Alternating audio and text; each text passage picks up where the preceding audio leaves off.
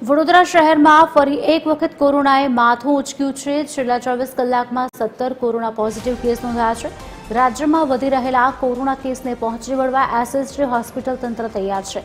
હોસ્પિટલમાં અલાયદો વોર્ડ તૈયાર કરાયો છે। 1500 બેડની હોસ્પિટલની જરૂર પડશે તો કોરોના માટે બેડની ફાળવણી કરવામાં આવશે। હાલ ચિંતાજનક ન હોવાને કારણે લોકોને પેનિક ન થવા માટેની વાત કરવામાં આવી છે।